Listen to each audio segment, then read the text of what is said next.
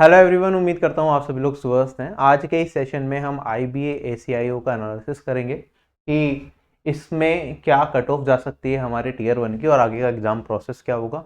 ठीक है, सारी चीज़ों को ध्यान से समझेंगे, कुछ इंपॉर्टेंट पॉइंट्स आप लोगों से डिस्कस करूंगा।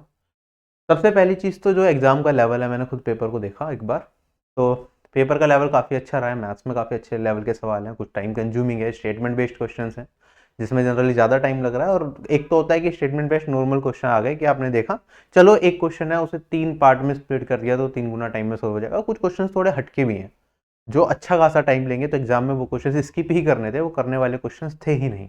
ठीक है, तो वो सारी चीज़ें हम डिस्कस करेंगे। रीजनिंग के भी कुछ सेट्स यहाँ पे जो हमारी रीजनिंग की फैकल्टी है वो करवाएंगे। ठीक है, करंट अफेयर्स के लिए सचिन सर कुछ कराएंगे, क्योंकि उन्होंने करंट अफेयर्स की आप लोगों के लिए एक मैराथन क्लास भी ली थी 5 आवर की, और उसमें से काफ़ी क्वेश्चंस भी आपके एग्जाम में पूछे गए हैं। और जो जिसने करंट अफेयर्स की ई बुक पढ़ी होगी तो उसने भी काफ़ी हद तक 50% से ज़्यादा सवाल उस ई बुक से ही उन्हें मिल गए होंगे। ठीक है, तो एक एक चीज़ देखेंगे हम, आगे जाके क्वेश्चन सोल्व करेंगे तो और चीज़ें आपको समझ आएंगी। बाकी एग्जाम आपका टीसीएस ने लिया था, और ये बहुत ही अनएक्सपेक्टेड चीज़ हुई कि पिछली बार जो आईबीएसईआईओ का पेपर हुआ था 2020 के अंदर, उसका लेवल बहुत ही ज़्यादा आसान था। ठीक है, इवन मैथ्स में आप देखेंगे, मैथ्स के सारे पेपर्स मैंने सोल्व कराए, इंग्लिश के चैप्टर वाइज सॉल्यूशंस कराए थे आईबी 2020 के सारे अमन सर ने हमारे चैनल पे। उसके बाद फिर बाकी सेक्शंस के भी हमने चैप्टर वाइज सॉल्यूशंस प्रोवाइड किए थे आप लोगों को, तो वो बहुत ज़्यादा ईजी पेपर था। ठीक है, लेकिन इस बार का पेपर का लेवल वैसा बिल्कुल भी नहीं है, एकदम लेवल में बहुत ज़्यादा चेंज कर दिए। अब ऐसे में प्रिडिक्ट कर पाना अपकमिंग ईयर्स में पेपर कैसा आएगा बहुत मुश्किल हो जाएगा, क्योंकि किसी एक साल के पेपर को जज करके कि कैसा होगा नहीं डिसाइड कर सकते। राइट, और ऐसे ही अगर मैं बात करूं, आप एसएससी एग्जाम्स दे रहे हैं तो अभी काफ़ी टाइम से पेपर इजी आ रहा था। इस बार मेंस का लेवल जैसे कि एस्पिरेंट्स को लगा कि मॉडरेट आया, क्योंकि वो पिछले साल के कंपैरिजन में बेटर था। तो कभी भी आपके साथ अनएक्सपेक्टेड चीज़ें हो सकती हैं, इसलिए मैं हमेशा कहता हूं कि प्रिपरेशन आप अपनी हमेशा अच्छी रखिए। ठीक है, कभी भी ये ना सोचिए कि पेपर का लेवल आसान चल रहा है तो बिल्कुल आसान ही आएगा, आपकी शिफ्ट मुश्किल आ गई। तो आपको उसके लिए भी रेडी रहना है कि उस टाइम पे किस तरीके से आप पेपर को अटेम्प्ट करते हैं, वो मैटर करेगा। जैसे अभी मैं मैथ्स के क्वेश्चंस आने वाले टाइम में सोल्व कराऊंगा आईबीएसईआईओ के, तो आपको समझ में आएगा कि 20 क्वेश्चंस अगर एग्जाम में पूछे जा रहे हैं तो 10 से 11 क्वेश्चंस इजी भी हैं। लेकिन अगर स्टार्टिंग में ही आपको मुश्किल 2-3 सवाल मिल गए 20 में से, क्योंकि अगर 8-9 अच्छे सवाल बहुत मैटर करते हैं, मतलब पेपर का लेवल बहुत ज्यादा हाई हो जाता है। ठीक है, और वो स्टार्टिंग में पड़ जाए तो कॉन्फिडेंस पूरा डाउन हो जाता है। तो उस टाइम पे आपको हमेशा याद रखना है कि कुछ क्वेश्चन मुश्किल तो कुछ क्वेश्चन इजी भी जरूर होंगे। राइट, बाकी ये सारे के सारे पेपर्स मैंने टेलीग्राम पे तो आपको दे ही दिए थे, और आरबी की वेबसाइट पे भी मैंने मॉक फॉर्म में डाल दिए हैं। डिस्क्रिप्शन बॉक्स में आपको लिंक मिल जाएगा, आप as a mock full length देना चाहें या सेक्शन वाइज देना चाहें, इंग्लिश या हिंदी लैंग्वेज में किसी में भी दे सकते हैं। डिटेल्ड सॉल्यूशन अवेलेबल नहीं है। ठीक है, सिर्फ मॉक फॉर्मेट में अवेलेबल, जस्ट टू चेक कि आपको लगता है कि आपकी शिफ्ट अगर मुश्किल आई थी तो दूसरी शिफ्ट देके देख लो, उसमें आपको एग्जैक्टली पता चल जाएगा आपको कितना स्कोर बनता है अगर आप एग्जाम देने जाते। तो यहाँ पे अवेलेबल है। जैसे सेक्शनल देने हैं मैथ्स के तो वो मैथ्स के दे सकता है, बाकी चीज़ आपको लगता है मैथ्स बहुत अच्छा है तो देखे देखिए। ठीक है, आपको पता चलेगा। बाकी जो न्यू टारगेट ग्रुप है एसएससी सीजीएल 2024 के लिए, जिसमें ऑफिसर बैच के साथ साथ हम जो गाइडेंस प्रोवाइड करते हैं डेली बेसिस पर, आपको कैसे पढ़ना चाहिए, कब टेस्ट देने चाहिए, सारी की सारी चीज़ें डिटेल टारगेट्स दिए जाते हैं, वो आपको वो 1 फरवरी से नया ग्रुप स्टार्ट होगा। तो जो लोग ज्वाइन करना चाहें तो अभी आरबी एप्लीकेशन से अपना सब्सक्रिप्शन ले सकते हैं। ठीक है, बाकी क्लासेस सारी की सारी ऑलरेडी रिकॉर्डेड फॉर्मेट में अवेलेबल है, तो जिन लोगों को मिडल में है, काफ़ी चीज़ें पढ़ रखी हैं, तो वो अपने हिसाब से भी तैयारी कर सकते हैं। ठीक है, आगे मूव करता हूँ। इसके अंदर हिंदी भी हमने ऐड कर दिया था, जिससे कि डी एग्जाम की आप तैयारी कर रहे हैं, यूपी पुलिस कांस्टेबल या किसी भी एग्जाम की तैयारी कर रहे हैं, आपको कोई भी दिक्कत ना है। आने वाले टाइम के अंदर इसके अंदर शॉर्ट हैंड की क्लासेस भी हम ऐड कर देंगे। ठीक है, जिससे कि जिन्हें शॉर्ट हैंड सीखनी है तो वो यहाँ से सीख पाए। अब मैं आगे बढ़ने जा रहा हूँ। इसकी पीडीएफ आपको सारी टेलीग्राम पे डाल ही दी थी, वहां से आप देख सकते हैं अगर पीडीएफ यूज करनी है। सर्वे में जो टोटल पार्टिसिपेशन रहा है वो 2457 एस्पिरेंट्स का रहा है, जो कि एक बहुत छोटा नंबर है। तो मैंने सिर्फ अपने सर्वे के डेटा पे बेस्ड एनालिसिस नहीं किया है, मैंने और भी चीजें यहाँ पे देखी हैं। ठीक है, और साथ ही साथ मैंने खुद पेपर के लेवल को देखा, तो उसे देख के जो मुझे लगा कि यार इतना जाना चाहिए, उसके बेसिस पे मैं बात करूंगा। प्रीवियस ईयर की कट ऑफ मैटर नहीं करती, पर आईबीएसईआईयू की कट ऑफ भी आपको कभी मिलेगी नहीं। टीयर वन का जब रिजल्ट आएगा तो सीधा सीधा आपके रोल नंबर्स लिखे होंगे जिनका क्वालिफाई हो गया, तो एक फिक्स्ड कट ऑफ आईबी में नहीं मिलती है, कभी भी नहीं मिलती है। तो आईबी की जो ऑफिशियल वेबसाइट है mha.gov.in, आपको उस पर ध्यान रखना है जब भी रिजल्ट आएगा। बाकी टेलीग्राम पे अगर मुझे मिला तो मैं साथ के साथ आपको अपडेट कर ही दूंगा उस चीज के बारे में। ठीक, तो हमारे सर्वे में जो एवरेज स्कोर रहा है 100 में से, वो रहा है 49.4 मार्क्स। आगे मैं बात करता हूं, जो हमारे पास टोटल वैकेंसीज है वो 995 है। इसके 10 गुना कैंडिडेट्स टीयर 1 को क्वालिफाई करेंगे, तो आप मान के चलिए 9950 एग्जैक्टली लगभग इतने कैंडिडेट टीयर 1 को क्वालिफाई करने वाले हैं। फॉर्म भरा मेरे हिसाब से 5 लाख से ज्यादा लोगों ने होगा और अपियर भी 3 से 4 लाख के आसपास बच्चे हुए ही होंगे इस एग्जाम के अंदर, ठीक। और अगर हम देखें यहाँ पे तो एज 18 से 27 दी गई थी, बाकी ओबीसी कैटेगरी अदर कैटेगरीज को रिलैक्सेशन भी मिलता है, ओबीसी को 3 साल का, एससी एसटी को 5 साल का, कुछ इस तरीके से, ठीक है। जिस तरह से एसएससी में कैटेगरी वाइज सिलेक्शन होता है उसी चीज को ध्यान में रखते हुए मैं आपको यहाँ पे सिलेक्शंस के बारे में बता रहा हूँ। टीयर 1 का पैटर्न आप लोगों को पता है, लास्ट में टीयर 2 के बारे में थोड़ा सा डिस्कशन करेंगे, फिर इंटरव्यू। मेन आपका इंटरव्यू बहुत मैटर करता है क्योंकि फाइनल सिलेक्शन इसी के बेस पे कहीं ना कहीं आप मान के चलो होता है। टीयर 1 में जो बच्चे क्वालिफाई करेंगे सबके मार्क्स में ज्यादा डिफरेंस नहीं आएगा, 5-7 नंबर का डिफरेंस होगा। इंटरव्यू में सबसे ज्यादा डिफरेंस निकल के आता है मार्क्स के अंदर। तो मेन जो सिलेक्शन स्टेज है वो इंटरव्यू है, ठीक है। और अभी उसमें बहुत ज्यादा टाइम है तो इस पर आपको टाइम वेस्ट नहीं करना है। डिस्क्रिप्टिव पेपर में भी आपका टाइम रहेगा जो कि सिर्फ 50 नंबर का है, जिसके अंदर आपको चॉइसेस भी मिलती है क्वेश्चंस के अंदर, ठीक है। आपको ऐसे वगैरह लिखना होता है जो कि मुश्किल काम नहीं है, ठीक। तो आपको अभी अगर आपने एग्जाम दे दिया है तो अपकमिंग एसएससी का कोई एग्जाम हो, सीपीओ या कोई और, उसकी तैयारी आपको साथ के साथ लेके चलनी है। ये सारा एग्जाम पैटर्न दिखा रखा है। टीयर 1 को 10 गुना कैंडिडेट्स और टीयर 2 को के बाद 5 गुना कैंडिडेट्स इंटरव्यू के लिए बुलाए जाएंगे। इंटरव्यू के बाद फाइनल सिलेक्शन होता है, अभी थोड़ी देर में देखेंगे। हमारे सर्वे में 2410 कैंडिडेट्स ने पार्टिसिपेट किया है, जिसमें आप ईडब्ल्यूएस कैटेगरी का एवरेज स्कोर, एक्स सर्विसमैन के तो 1-2 ही कैंडिडेट थे, इसे छोड़ दो फिलहाल। ओबीसी कैटेगरी का एवरेज स्कोर क्या चल रहा है, एससी कैटेगरी का, एसटी कैटेगरी का, अनरिजर्व्ड कैटेगरी का, और यहाँ पे ग्रैंड टोटल कितना बना, और मतलब एवरेज स्कोर सारी शिफ्ट का अगर कंबाइन कर दें तो हमारे सर्वे में कितना जा रहा है, और एक्सपेक्टेड इंक्रीज इन मार्क्स कि किस शिफ्ट में कितने कितने मार्क्स बढ़ सकते हैं आफ्टर नॉर्मलाइजेशन, यहां से आप देख सकते हैं, ठीक है। तो जैसे पहली अगर हम देखें तो सबसे आसान जो शिफ्ट गई है वो 18 जनवरी की शिफ्ट 1, जिसमें एवरेज स्कोर एस्पिरेंट्स का 51.92 जा रहा है, 52 के आसपास। और अगर मैं इस शिफ्ट को ध्यान से देखूं तो यहाँ पे आपका एवरेज स्कोर तो इतना दिख रहा है 51.92, लेकिन ये शिफ्ट भी आसान नहीं है, इसका लेवल भी अच्छा है 100 में से, ठीक है। आप देखेंगे जीके में भी स्टेटमेंट बेस्ड बहुत सवाल थे, और उसके बाद करंट अफेयर्स में भी स्टेटमेंट बेस्ड सवाल थे, सभी जगह स्टेटमेंट बेस्ड सवाल इन्होंने डाले और काफी अच्छा लेवल चीजों को रखा, ठीक है। इंग्लिश का लेवल ठीक ठाक था, बाकी जो चीजों का लेवल अच्छा एग्जाम में पूछा गया है। और अगर मैं हार्डेस्ट शिफ्ट पे चला जाऊं तो सबसे जो हार्डेस्ट शिफ्ट हमारे पास यहाँ पे रहेगी वो शिफ्ट रहेगी 17 जनवरी की शिफ्ट 3, जिसमें लोगों का एवरेज स्कोर सिर्फ 42.61 आ रहा है, जिसमें लगभग 10 नंबर के आसपास आपके मार्क्स आफ्टर नॉर्मलाइजेशन बढ़ सकते हैं, ठीक है। जो कट ऑफ बनेगी, मतलब जो कैंडिडेट सिलेक्ट होंगे वो नॉर्मलाइज्ड स्कोर के बेसिस पे ही यहाँ पे सिलेक्ट होने वाले हैं। सर्वे में रो स्कोर के बेसिस पे हमारे सर्वे में जो कैंडिडेट्स थे उसमें कितने से ज्यादा स्कोर करने वाले कितने कितने कैंडिडेट्स हैं वो आप यहाँ पे देख सकते हैं। जैसे कि अगर मैं बात करूं 2394 कैंडिडेट्स यहाँ पे फाइनली रखे हैं, उसके अंदर यहाँ पे 60 से ज्यादा स्कोर करने वाले टोटल 134 एस्पिरेंट्स हैं, 58 से ज्यादा स्कोर करने वाले सिर्फ 230 एस्पिरेंट्स हैं, 56 से ज्यादा स्कोर करने वाले सिर्फ 382 कैंडिडेट्स हैं टोटल मैं बता रहा हूं। और इसमें अनरिजर्व कैटेगरी के, एसटी कैटेगरी के, एससी कैटेगरी के, ओबीसी और ईडब्ल्यूएस कैटेगरी के आप कैंडिडेट्स यहाँ पे देख सकते हैं। चलूं आगे अब मैं, अगर नॉर्मलाइजेशन के मार्क्स इंक्लूड कर दिए जाएं, क्योंकि जैसे कि मैंने बताया कुछ शिफ्ट में लगभग 10-10 नंबर भी बढ़ेंगे, तो डेटा कुछ इस तरीके से दिखेगा कि यहाँ पे हमारे पास अनरिजर्व कैटेगरी में टोटल कैंडिडेट्स अगर देखो हमारे सर्वे में 58 से ज्यादा स्कोर करने वाले 439 के आसपास होंगे, 56 से ज्यादा स्कोर करने वाले 667, 54 से ज्यादा स्कोर करने वाले 965, 52 से ज्यादा स्कोर करने वाले 1224, कुछ इस तरीके से डेटा रहेगा।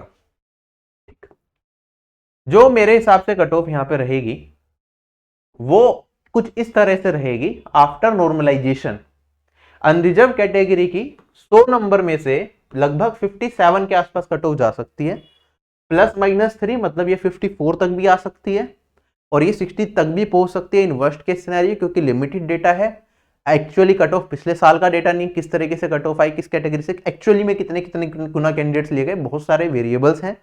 तो जो भी आइडिया लगा, एक आइडिया पे बेस्ड है पूरा का पूरा एनालिसिस, तो आप इस चीज को ध्यान रखेंगे, ये पूरा आइडिया पे बेस्ड है कि मैं कह रहा हूं कि अनरिजर्व कैटेगरी की 100 में से 57, और ये भी अपने आप में एक बड़ा नंबर है। 57 का मतलब अगर 200 का सीजीएल का टीयर 1 का पेपर होता तो मैं कह रहा हूं 114 नंबर कट ऑफ। और ये भी कब, क्योंकि यहाँ पे जो कैंडिडेट्स टीयर 1 को क्वालिफाई करने वाले हैं वो बहुत कम है। अगर मैं एसएससी सीजीएल एग्जामिनेशन की बात करता हूं तो उसमें जो टीयर 1 को क्वालिफाई कैंडिडेट्स करते हैं वो कितने करते हैं? आप कहेंगे सर 80,000, 75,000, पहले तो 1.5 लाख, 1.25 लाख करते थे, ठीक है। तो लगभग जितने इस बार कैंडिडेट टीयर 1 को क्वालिफाई करेंगे एसएससी में जितने करते हैं उसके लगभग 8 से 9 गुना कैंडिडेट्स, मतलब 8 से 9 गुना एसएससी में क्वालिफाई करते हैं एसएससी जीएल वगैरह में, ठीक है। और उसके बाद यहाँ पे एक तो कैंडिडेट्स कम क्वालिफाई कर रहे हैं, फॉर्म भरने वाले लोग काफी ठीक रहे होंगे, एसएससी जितने तो नहीं, लेकिन फिर भी काफी लोगों को पता चल जाता है एग्जाम के बारे में, क्योंकि अच्छी जॉब है तो अच्छे लोग फॉर्म भरते हैं जिनकी तैयारी अच्छी थी। जिसने सीजीएल 2023 दिया, नहीं सिलेक्शन हो पाया या 4600 ग्रेड पे नहीं भर पाए, तो उन लोगों ने भी यहाँ पे इसका फॉर्म भरा था। तो ये जब मैं 57 कट ऑफ कह रहा हूं तो मैं कह रहा हूं कि ये +-3 में है, ये 54 भी हो सकती है और 60 तक भी जा सकती है। तो अगर आपके 54 से ज्यादा नंबर है अनरिजर्व्ड कैटेगरी से या 55 से ज्यादा नंबर है तो आप अपना आगे के प्रोसेस में आपका नाम लिस्ट में आ सकता है। टीयर 1 की स्टेज में कंपटीशन ज्यादा अच्छा आपको देखने को मिलेगा, लेकिन सब्सिक्वेंट स्टडीज में इतना कंपटीशन नहीं होगा, ठीक है। मार्क्स का गैप बहुत थोड़ा सा होगा यहाँ पे। तो अगर आप टीयर 1 की कट ऑफ बाउंड्री पे भी क्लियर कर रहे हैं, से अगर आपने कहा कि सर 57 कट ऑफ आई और आपके नंबर 57.1 आ रहे हैं, तो भी आप ये मान के चलिए आपके सिलेक्शन के चांसेस बहुत ज्यादा हैं, अगर आप डिस्क्रिप्टिव में या मेनली इंटरव्यू में अच्छा परफॉर्म करते हैं। ऑल्दो फाइनल मेरिट में इसके मार्क्स जुड़ेंगे, बट ये बहुत ज्यादा मैटर करेगा अगर आपने टीयर 1 की कट ऑफ को क्लियर करा, क्योंकि ये 100 नंबर का पेपर है, अभी 150 नंबर बचे हुए हैं और 150 नंबर में स्कोर बहुत ज्यादा वेरी करेंगे। यहाँ पे अगर आपके 57 है, जो टॉप स्कोरर्स हैं उनके भी यहाँ पे 70 से ज्यादा नंबर नहीं होंगे, तो जो आपके में और टॉप स्कोरर के बीच में गैप है वो मुश्किल से 30 नंबर के आसपास का गैप, वो जो हाईएस्ट स्कोर होंगे 70 के आसपास होंगे वो, ठीक है। लिमिटेड ही कैंडिडेट्स होंगे वो गिने चुने, ठीक है। मैक्सिमम लोग इसी रेंज में राय कर रहे होंगे जो कट ऑफ को क्वालिफाई करेंगे 57 से 65 के बीच में, और ये 7 से 8 नंबर का गैप बड़े आसानी से आने वाले टाइम में क्लियर किया जा सकता है अपकमिंग स्टेजेस के अंदर, ठीक है। ये रफ आइडिया से मैंने बताया, इसमें गिरावट और इंक्रीज थोड़ा सा हो सकता है। ओबीसी कैटेगरी की अगर मैं बात करूं तो हमारी कट ऑफ यहाँ पे 54 मार्क्स के आसपास जा सकती है। ईडब्ल्यूएस कैटेगरी की भी 54 मार्क्स के आसपास कट ऑफ रह सकती है, +-3। एसटी कैटेगरी की 49 मार्क्स के आसपास कट ऑफ रह सकती है, और एसटी कैटेगरी की यहाँ पे 45 मार्क्स के आसपास आउट ऑफ 100 कट ऑफ रह सकती है, ठीक है। चलूं अब मैं आगे थोड़ा सा, अगर मैं शिफ्ट वाइज चला जाऊं कि यार रो स्कोर के बेसिस पे, क्योंकि आपके पास तो अभी आंसर किया ही है, उसमें रो स्कोर ही आपने देखा होगा, उसके बेसिस पे आपके जो मार्क्स बन रहे हैं, अगर आपके इस नंबर से ज्यादा है तो आप डेफिनेटली आगे की स्टेजेस में जा सकते हैं, ठीक है।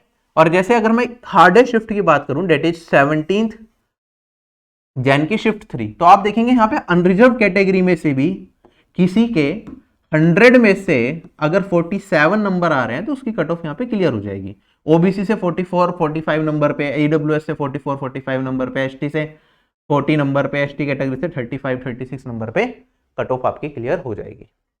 क्लियर है? ऐसे डिफिकल्ट शिफ्ट में थोड़े ज्यादा, कुछ शिफ्ट में और कम, जैसे 52 है, यहाँ पे 53 है यूआर की।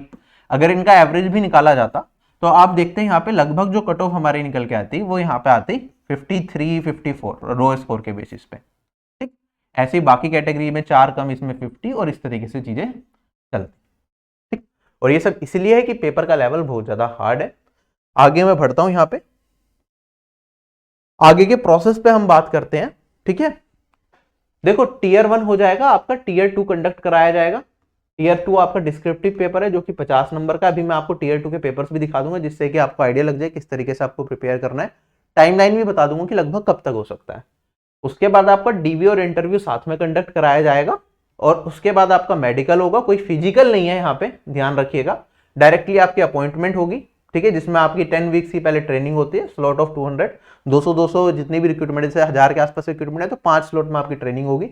10 वीक की ट्रेनिंग होती है, मतलब 2.5 महीने तक आपका एक स्लॉट की ट्रेनिंग चलती है। तो 1 साल भर का प्रोसेस लगेगा रिक्रूटमेंट होने में आपके, और 2 साल का प्रोबेशन पीरियड रहता है। उसके बाद परमानेंट पोस्टिंग होती है, ठीक है। अगर आपको स्टार्टिंग में हार्ड स्टेट मिल जाती है तो बाद में आप नॉर्मल अपने होम लोकेशन पे भी आ सकते हैं।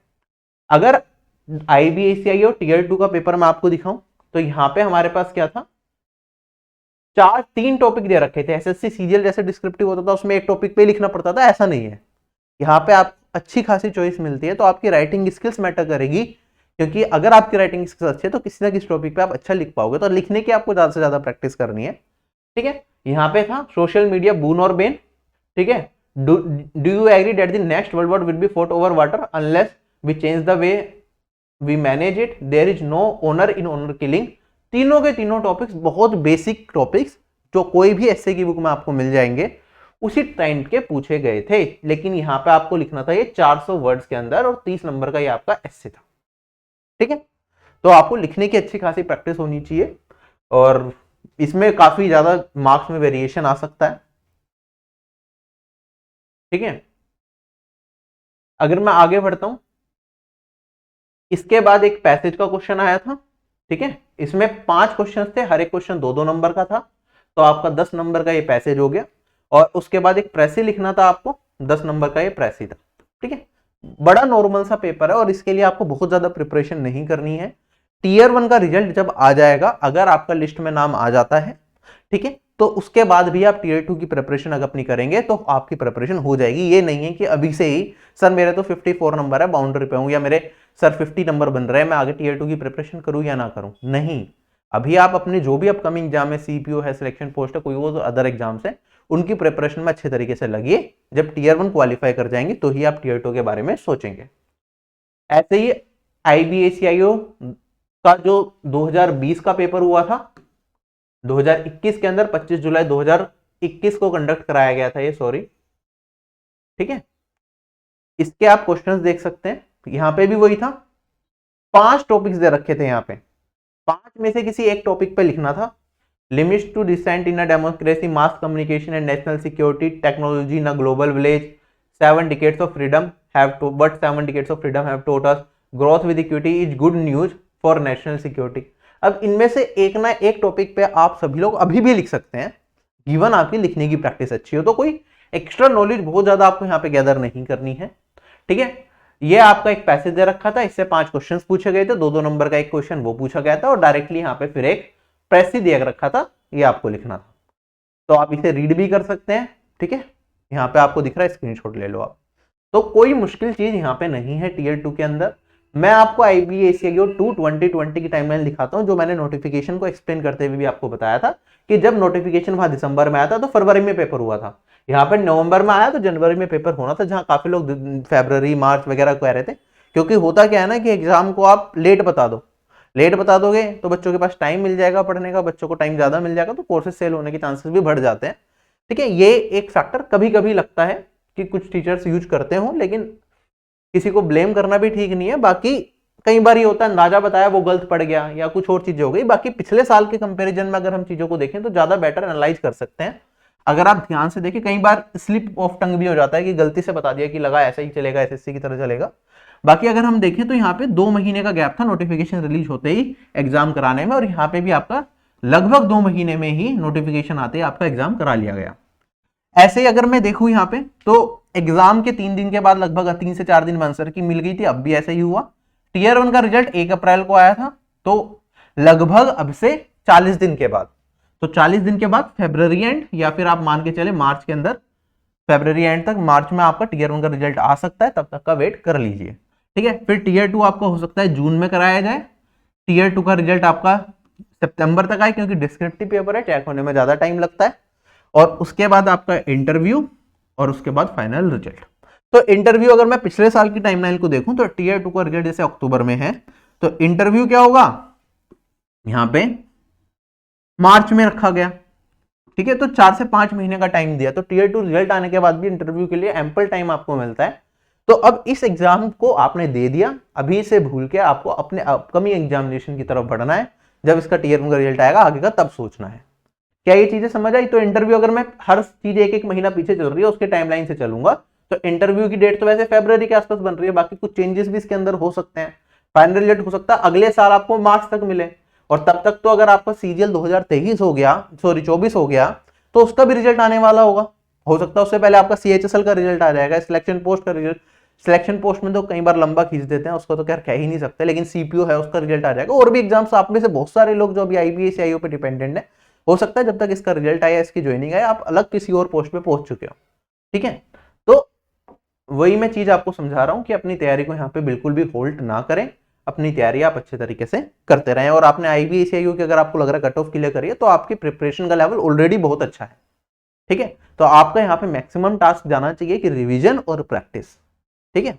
और IBACIU में हम देखते हैं एडवांस मैथ्स के ज्यादा क्वेश्चंस नहीं आते, तो जिन लोगों ने एडवांस मैथ्स नहीं पढ़ा वो एडवांस मैथ्स को पढ़िए, जो सिलेबस का पोर्शन आपका कवर्ड नहीं है वो कवर कीजिए, ठीक है। IBACIU की अगर आपने तैयारी करी तो करंट अफेयर्स भी आपने बहुत सारा पढ़ ही लिया तो आपके अपकमिंग एग्जामिनेशन में भी मदद करेगा, ठीक है। और ज्यादा से ज्यादा मॉक्स देते रहिए, ठीक है। अब मैं आगे अगर बात करता हूं तो जो लोग कंप्लीट तैयारी SSC एग्जाम्स की करना चाहते हैं तो आरबी पे ऑफिसर बैच अवेलेबल है, जिसमें सभी सब्जेक्ट्स के सारे कोर्सेस आपको मिल जाएंगे, आप देख सकते हैं। अगर आप बिगनर हैं तो डेली टारगेट ग्रुप को जरूर ज्वाइन कर सकते हैं, जो 1 फरवरी से स्टार्ट होगा कोर्स के साथ, ठीक है। उसमें कोर्स पे ही टारगेट्स दिए जाते हैं कि कैसे कैसे आपको कवर करना है, कब टेस्ट देने हैं, तो एक आपका माहौल बना रहता है पढ़ाई का, कंसिस्टेंसी बनी रहती है। बाकी क्लासेस अच्छे तरीके से डिलीवर की जाती है कि आपको नोट्स बनाने में कोई दिक्कत ना है, नोट्स भी प्रोवाइड किए जाते हैं टाइम टू टाइम, ठीक। बाकी फ्री क्लासेस तो आप सभी लोगों के लिए अवेलेबल हैं, बहुत सारी फ्री प्लेलिस्ट अवेलेबल है, जैसे कि मैथ्स का एक रिवीजन कोर्स की प्लेलिस्ट अवेलेबल है, कंप्यूटर की प्लेलिस्ट अवेलेबल है, जीके क्रैश कोर्स की प्लेलिस्ट अवेलेबल है, इंग्लिश क्रैश कोर्स की है, करंट अफेयर्स की कंप्लीट प्लेलिस्ट और ई बुक अवेलेबल है, कंप्यूटर की ई बुक भी अवेलेबल है, इंग्लिश में वर्ड पावर मेडी जी की सीरीज पूरी हो चुकी है उसकी प्लेलिस्ट अवेलेबल है। और बाकी हम जल्दी कुछ नई सीरीज भी स्टार्ट करने वाले हैं, ठीक है। हिंदी की सॉरी रीजनिंग की क्रैश कोर्स हमारे यूट्यूब चैनल पर अभी तक अवेलेबल नहीं था, तो हमने एक 20 घंटे की कंबाइंड क्रैश कोर्स की वीडियो बनाई थी, जो कि यूपी एग्जाम्स के क्वेश्चंस को यूज करते हुए बनाया गया, जिससे कि जो यूपी एग्जाम्स देंगे उनके लिए भी हेल्पफुल हो। लेकिन यूट्यूब पे अपलोड कर रहे थे तो 20 घंटे की वीडियो वो यूट्यूब ले नहीं रहा, पहले अपलोड हो जाती थी, अभी इन्होंने एल्गोरिथम चेंज किया है, मतलब अपना 12 घंटे से ज्यादा की वीडियो यूट्यूब पे अपलोड नहीं हो सकती, तो हमें उसे 2 पार्ट में ब्रेक करना पड़ेगा, तो उसमें थोड़ा सा और ज्यादा टाइम लग जाएगा आपके सामने आने में, वरना आज अपलोड करनी थी वो हमें सुबह, ठीक है, हो जाएगी। बाकी अभी हम कुछ और नई सीरीज भी स्टार्ट करेंगे, जैसे पॉलिटी का हमने प्लान किया है कि कंप्लीट कोर्स बिल्कुल बेसिक से हाई लेवल तक का, ठीक है। SSC एग्जाम्स तो साथ के साथ, बाकी उसके अलावा जो स्टेट PCS की तैयारी कर रहे हैं उसमें भी आपको काफी मदद मिलेगी उससे, ठीक है। वो यूट्यूब पे हम फ्री ऑफ कॉस्ट लाने वाले हैं, ठीक है, जल्दी उसकी वीडियो जल्दी स्टार्ट हो जाएंगी। सो यही है, IBACIU के पेपर मैं सॉल्व कराऊंगा आपको, मैथ्स के जितने हो पाएंगे, ठीक है। एक वीडियो कोशिश करेंगे कि कल आपको मिल जाए, और बाकी उसके बाद भी धीरे धीरे वीडियोज आती रहे हर एक सब्जेक्ट की, जिससे कि जो अपकमिंग SSC एग्जाम्स की तैयारी कर रहे हैं उन्हें एक आइडिया रहे कि क्या एग्जाम में पूछा गया है, और जो क्वेश्चंस आपसे नहीं हो पा रहे क्योंकि वो भी आप सोल्व कर पाओ, ठीक है। तो जल्द से जल्द आपको सारी चीजें प्रोवाइड की जाए। इस वीडियो में सिर्फ इतना ही रखते हैं, आपसे यही विदा लूंगा। Bye bye everyone, take care, have a nice day and जय हिंद।